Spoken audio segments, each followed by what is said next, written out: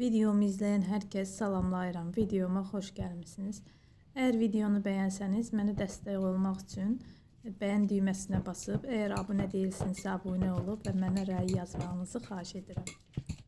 Bugün 3 ədəd yeyilməyib qalıb qaralmış banandan pankeklər hazırladım. Çox yumuşaq pambıq kimi alındı və dadı mükəmməl, qoxusu isə bütün evi bürünmüşdü. Çox gözəl pankeklər alındı. Yaxşı çıxdığına görə istədim sizlə də bölüşəm. Siz də qaralmış bananlarınızı dəyərləndirəsiniz. Əvvəlcə bananları soyub əzirik. Daha sonra oraya 2 ədəd yumurta əlavə edib çırpıcı vasitəsilə çalırıq.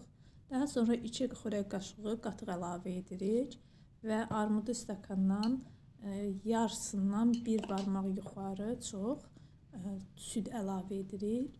1 çay qaşığı vanil və 1 çay qaşığı da qabartma tozu əlavə edib yenə də qarışdırmağa davam edirik.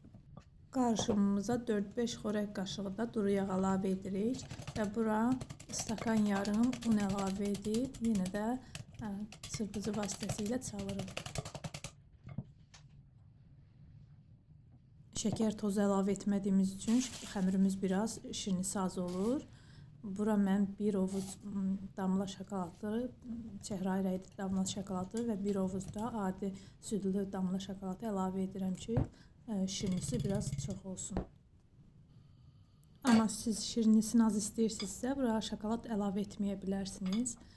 Daha sonra tavanı qazın üzərinə qoyub biraz isidib, xəmirimizi qaşıq-qaşıq əlavə edirik. Mən burada qapağını örtürəm tavanın. Elə olduqda daha gözəl qabarır və yumuşaq olur. Qazın alovunu yüksək xod eləməyin. Ortadan biraz az olsun ki, pankeklərimiz yaxşı pişsin yanmadan. Daha sonra üzü gördüyüm üzəri bərkiyib qapağını açıram, başlayıram çevirməyə. Qızarması da normaldır, yaxşıdır. Belə bütün xəmirimizi bu qayda ilə bişiririk və nəticədə çox gözəl alınır yumuşaq pankeklər. Çok güzel pankeklerimiz alındı. Hazırlayacak olan herkese indidən nuş olsun. Videomu izlediğiniz için teşekkür ederim.